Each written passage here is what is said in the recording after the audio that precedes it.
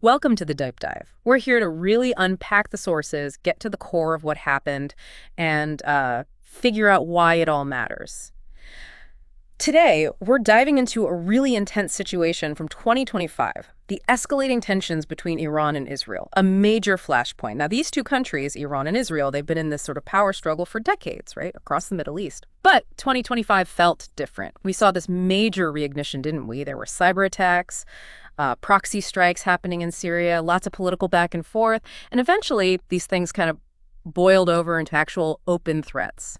It's complex, so let's try and unravel it. Yeah, and what's really fascinating, I think, is how all those different types of engagement, the cyber stuff, the proxies, how they almost, well, paved the way for direct action. It wasn't like they were separate tracks. They sort of eroded the usual barriers, created this dangerous ladder where both sides felt they could push limits. Push limits in ways maybe they couldn't before. Exactly. Testing red lines, it lowered the threshold. And they definitely tested those lines pretty quickly too, right?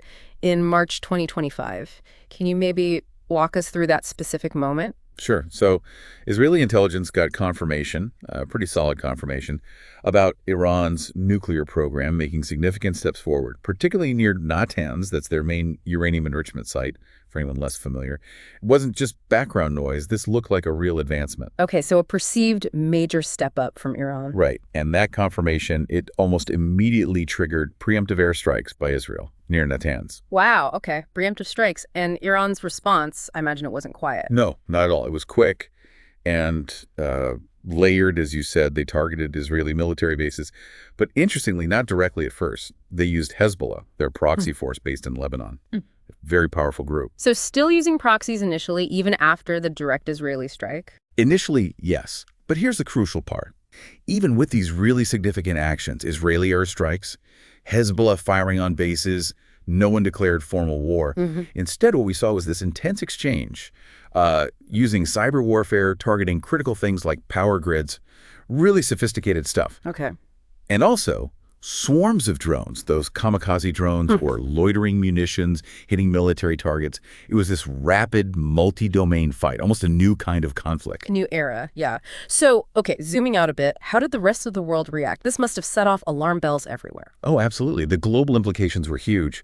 The UN, predictable maybe, but they immediately called for restraint, de-escalation. Standard procedure almost. Right. Diplomatically, you had the U.S. sticking with Israel, providing backing, but then Russia and China were urging Iran not to escalate further. So you see the split, the different global interests at play, very delicate. And maybe most importantly, the neighboring countries all across the Middle East, they were just bracing themselves, terrified of a wider war. Yeah, the potential for regional spillover must have been enormous. Huge.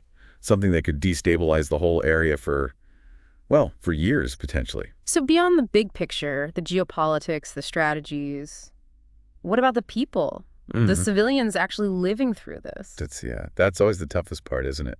Civilians really bore the brunt. It's quite tragic. You have to imagine widespread power outages, cities just plunged into darkness, families having to leave their homes near the borders, suddenly displaced. Just thrown into chaos. Complete chaos, facing this totally uncertain future. And the economic shocks, they hit hard on both sides. And it didn't stay contained just between Iran and Israel, did it? No, sadly not. These tensions, they spilled over. We saw renewed protests, significant unrest flaring up again in places like Gaza and Lebanon. It's just a brutal reminder, isn't it?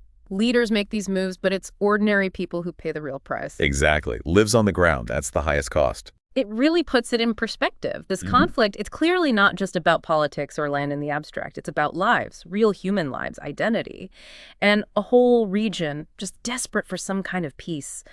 It's easy to lose sight of that reality sometimes. It is. And maybe that leads to a final thought, something for you, the listener, to consider. Given how persistent these tensions are and the devastating impact we've just talked about, what kind of fundamental shifts, or maybe what kind of sustained, really honest dialogues might actually create an environment where hope for peace, lasting peace, could finally win out over destruction there? That's a powerful question to leave things on. That's all the time we have for this deep dive. Stay aware and keep seeking the truth.